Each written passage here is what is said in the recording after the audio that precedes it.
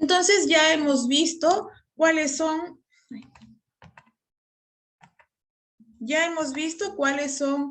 los dos primeros temas importantes, ¿verdad? De bioseguridad, cómo me cuido yo y cómo cuido a mi paciente o a mi usuario, ¿no? Y los inyectables, ¿cuáles son estas vías de administración? ¿Qué es un inyectable? ¿Qué es una ampolla? Y cómo vamos a de repente diluir un fármaco, como por ejemplo una suspensión, ¿no? Entonces, el último bloque es de vía de administración. Y como vía de administración vamos a entender qué es el camino que yo voy a elegir para poder colocar este medicamento, ¿no? Es decir, esta vía de administración puede ser de forma muscular, o sea, intramuscular, de forma venosa, es decir, intravenosa o de forma subcutánea, ¿no? Entonces, esto lo vamos a elegir de acuerdo al medicamento que vamos a administrar y de acuerdo también al volumen, porque el volumen por cada zona que uno tiene, no es que yo pueda aplicar intramuscular 10 milímetros, no. O de repente subcutáneo puedo aplicar 5 cc, no. Entonces, de acuerdo a la zona y de acuerdo a la vía de administración, vamos a utilizar los volúmenes adecuados, ¿no? Según la vía de administración, es intradérmica, que por lo general se utilizan uno para vacunas, como por ejemplo la BCG, que tenemos todos la marca en el hombro, ¿no? O para test de alergias, ¿no? Que se pueden utilizar colocándolo en la zona del omóplato, en el abdomen o en el antebrazo, ¿no? Subcutáneo, que es por debajo de la piel en el tejido graso, que por ejemplo, si es que puedo aplicar de repente hasta vacunas, puedo aplicar insulina subcutáneo, epinefrina subcutáneo, ¿no? Intramuscular, que puede darse en cualquier parte muscular de nuestro cuerpo, no solamente en los glúteos, también en el hombro, puede ser hasta en el muslo, ¿no? Intravenoso es que vamos a pasar la barrera subcutánea hasta llegar a la vena, ¿no? Bueno, estos son justo lo que les había mencionado anteriormente, ¿no? Las demás otras vías que por lo general son vías médicas, ¿no? De acceso médico porque ellos son los más entrenados, porque justamente se entrenan para este tipo de procedimientos, que son procedimientos médicos, como por ejemplo la intracardíaca se utiliza sobre todo en casos de cirugía abierta cuando el corazón de repente deja de latir y se administra epinefrina directo al tejido muscular del corazón, ¿no? La intrapleural es en la cavidad de la pleura, de repente para poder drenar líquidos, ¿no? Mediante la toracocentesis. Y estos tres procedimientos igualmente son médicos, ¿no? Y estas son importante también conocer cuáles son estos volúmenes que yo voy a aplicar. De forma intravenosa, su lugar de aplicación es en la vena y el volumen puede ser variable, porque yo puedo aplicar 20 centímetros, puedo aplicar 100, puedo aplicar 1000, puedo aplicar 2000, entonces este volumen es variable, es independiente del medicamento que yo voy a colocar.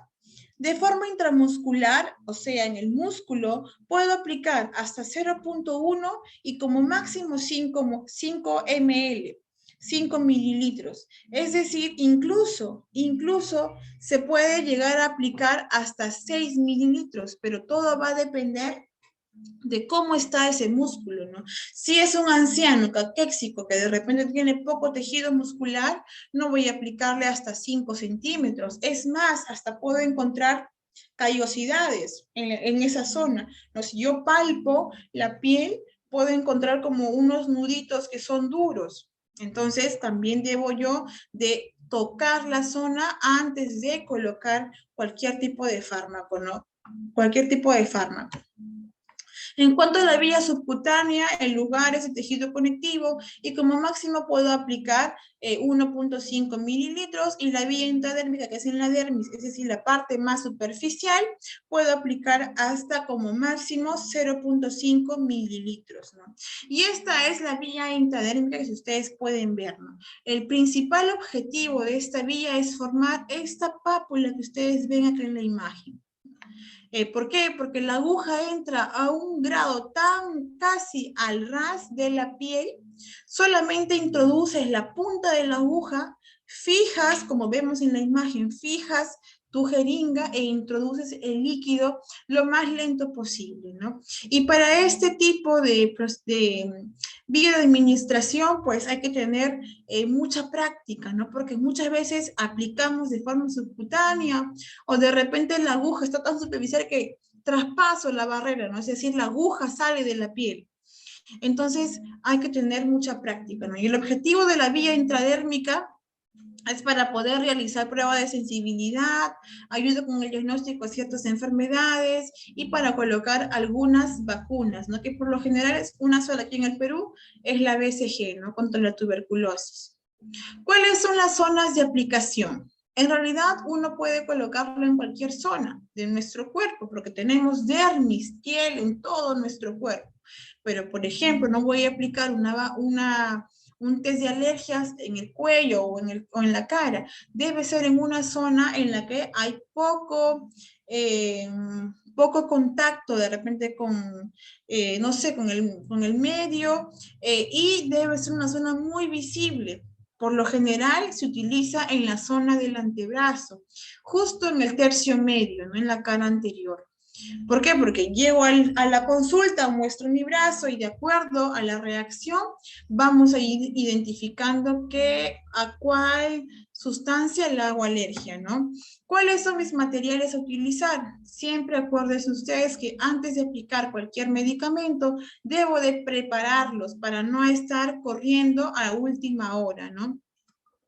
Entonces, lo principal es que debemos de utilizar guantes, porque es importante, es un medio de barrera, nuestra riñonera. Ahora, no tengo riñonera porque no sé, no me han comprado. De los sueros fisiológicos se puede realizar una riñonera, ¿no? Se retira todo el líquido de repente que está sobrante y se recorta, se lava muy bien y ya tengo una riñonera para poder colocar acá mi algodón, mi clorexidina, mi jeringa, mi Tegader o mi esparadrapo.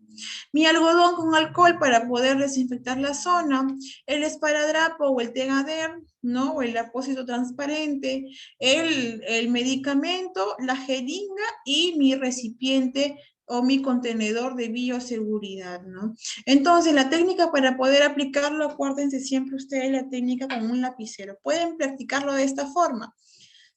Para intradérmica se utiliza como técnica de lápiz inverso. Es decir, como si yo escribo así, ¿verdad? Yo escribo así. Simplemente coloco por debajo, este es el lápiz, y cojo de esta forma. Nada más. En donde mi dedo índice tiene todo el poder. Así. De esta forma introduzco. ¿Ya? Posterior a ello, simplemente yo coloco el medicamento, la vacuna, el fármaco, ¿no? Pero previo a eso debo de haber desinfectado la zona. ¿Y cómo lo voy a desinfectar? No tengo clorexina, tengo solamente alcohol. Tengo alcohol con mi algodón y yo debo de hacer la técnica desde el punto de inserción hacia afuera. Nunca de afuera hacia adentro porque estaría yo contaminando la zona. Y esto aplica para cualquier vía de administración. Si yo voy a aplicar en esta zona de mi brazo, de mi mano, de mi muslo, de mi glúteo, debo yo fijar el punto de administración. Desde este punto parto. Tengo esto, imaginemos que sea mi algodón, cojo y debo ir en círculos hacia afuera. Descarto ese algodón y uso otro que esté limpio con empapado de alcohol y vuelvo a hacer lo mismo de adentro hacia afuera y dejo que seque y recién ahí utilizo la jeringa para poder introducir el medicamento, ¿no? Y este debería de ser su resultado final. Por lo general nos dicen que para poder colocar una vía intradérmica debe de ser a unos 15 grados. Pueden adaptarlo. Aquí hay 15 grados o simplemente que la aguja esté casi al ras de la piel. todavía se hace más sencillo, ¿no? En cuanto a la vía subcutánea, ¿no? Aquí también se conoce como inyección hipodérmica y lo que se busca es obtener un efecto terapéutico con mayor rapidez que por la vía oral, ¿no? Omitiendo que pudiéramos tener muchos casos hipotéticos que de repente la persona no puede consumir, no sé, líquidos, ¿no? Entonces, para eso utilizamos la forma parenteral, ¿no? ¿Cuáles son las zonas de aplicación? Casi siempre o es en la parte de la cara externa del brazo, el tercio medio superior o la parte abdominal. Casi siempre, incluso en la parte abdominal, casi cerca del ombligo, se coloca la de la insulina, ¿no? El medicamento contra la diabetes. Entonces, pudiéramos utilizar cualquiera de estos dos puntos.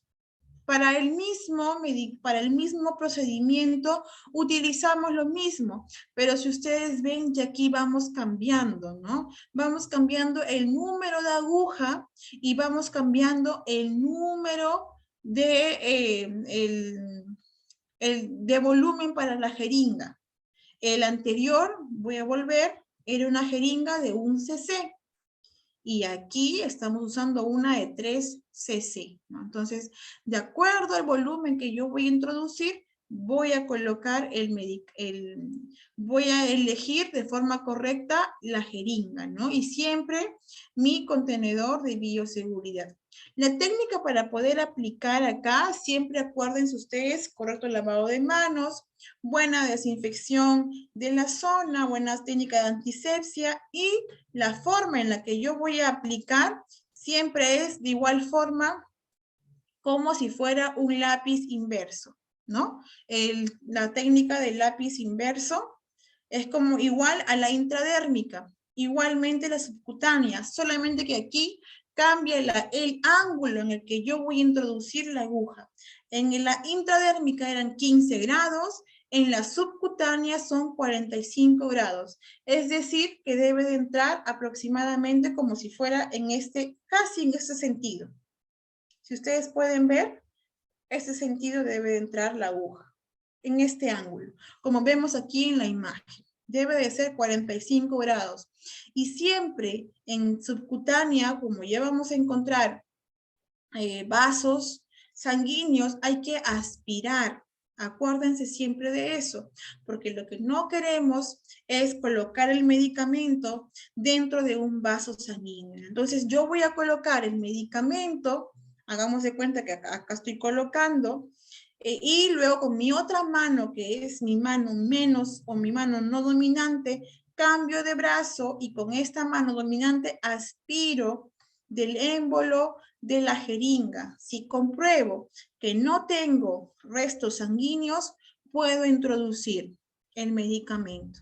Si compruebo que tengo, aunque sea una línea de sangre, quiere decir que he cogido un vasito sanguíneo, lo que debo de hacer es simplemente retiro ligeramente la aguja sin sacarlo al exterior y vuelvo a introducir en otra zona. Vuelvo a hacer el acto de aspiración y ya luego puedo introducir el medicamento que deseo aplicar.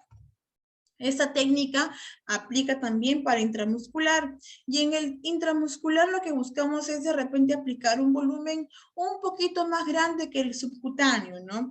Aquí vamos a utilizar también estas zonas de aplicación, ¿no? El brazo, el muslo, el dorso del glúteo también podemos utilizarlo.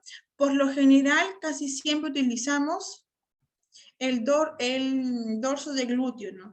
Que debemos identificarlo por cuadrantes y debe de ser siempre en el cuadrante superior externo, es decir, en esta zona, casi junto con la cresta ilíaca. Por lo general, cuando uno quiere aplicar una ampolla intramuscular, debe de ser lo más exterior o lo más pegado a la cadera. Porque si vemos en la imagen, este es el nervio ciático. ¿Qué pasaría si yo coloco la aguja en esta zona? Corro el riesgo, o en cualquiera de estas dos zonas, ¿no? Corro el riesgo de lesionar este nervio, ¿no? Igualmente es en el brazo. Miren ustedes, aquí pasa el nervio radial. Materiales son los mismos, y la técnica aquí ya va a cambiar. La técnica aquí es como si yo estuviera agarrando un lapicero. Nada más, agarro mi jeringa como si fuera un lapicero, introduzco de esta forma, en ángulo de 90 grados o de forma perpendicular, previo allá mi técnica de lavado de manos, mi antisepsia de la zona, ¿no? Coloco la jeringa y la aguja de forma perpendicular al glúteo del paciente y recién ahí aspiro si es que hay restos sanguíneos y luego si es que no hay, introduzco el medicamento. De acuerdo al medicamento que voy a colocar, siempre debe de ser de forma lenta y pausada, porque hay pacientes que se pueden desmayar, hay pacientes que de repente no sabían que eran alérgicos y le pueden hacer alergia, ¿no? Entonces, siempre de forma pausada y lenta, y de preferible que estén recostados, nunca parados, porque si el paciente se cae, se mueve, esa jeringa puede salir volando y puede ocasionar cualquier tipo de accidente, ¿no? Y acá está justo lo que les comentaba en cuanto a la imagen, ¿no? En cuanto al nervio que tenemos nosotros en la parte final de nuestra columna vertebral, ¿no? ¿Cuáles son las precauciones? Siempre es importante verificar la zona de aplicación, cuánto de volumen vamos a aplicar, la técnica que deseamos utilizar, ¿no? Entonces, esto podemos ir practicándolo en casa, ¿no? Con un peluche, de repente con una naranja, para practicar sobre todo la estabilidad, porque eso a veces nos falla, ¿no? Porque nos ponemos nerviosos y ya la mano nos tiembla. En cuanto a la vía endovenosa, importante, es muy parecido a la subcutánea, ¿no? Y aquí lo que va a cambiar son los medios o las zonas de aplicación, ¿no? Que siempre hay que buscar una vena, pero también vemos que ya tenemos más insumos, ¿no? Y de acuerdo a la vena, de acuerdo al medicamento que yo voy a administrar, voy a elegir el Avocat o el catéter periférico más adecuado. Este amarillo es para neonatales, que es el número 24. Este celeste, que es para pediátricos, es el número 22. El de color rosado o medio rojizo es el número 20, que es para adultos. El número 18, que es el verde, hasta aquí llegamos nosotros. Hasta el verde, que es el 18, es para emergencias, ¿no? Que son de grueso calibre. El 16 y el 14, pues ya son para volúmenes mucho más grandes y ya son unas agujas, pues mucho más también gruesas, ¿no? Y la técnica de aplicación es siempre lavado de manos, técnica de antisepsia, y la forma en la que yo voy a utilizar o cómo voy a colocar este catéter periférico es con la técnica del lapicero inverso. Yo cojo el Avocat de esta forma y recién ahí busco que colocar en la vena previa ligadura, ¿no? Ligo la zona distal al punto de inserción y comienzo a darle palmaditas en la zona ligeras para poder favorecer con el llenado de la vena. Recién ahí coloco el Avocat y dejo solamente el catéter y retiro la aguja, inmediatamente lo descarto, conecto ya sea la jeringa o ya sea el alvenoclisis y comienzo a colocar el medicamento, ¿no? En estos casos, por lo general, hay que revisar. Por eso es que en los materiales siempre recomendamos un tegader o un apósito transparente, porque si yo cubro por completo la zona, el punto de inserción, con un esparadrapo blanco, no voy a poder visualizar si es que la zona se pone de color rojo, porque justamente puede aparecer signos de flebosis o de repente comenzar con una reacción alérgica y no lo voy a poder identificar rápido, ¿no? Por eso es que se recomienda siempre que sea un film transparente que se va a pegar encima, ¿no? Hay que evaluar también la vena antes de poder insertar y estar seguros para evitar estar pinchándole a la persona muchas veces, ¿no? Y bueno, con eso hemos culminado el último bloque, por favor, Dayana.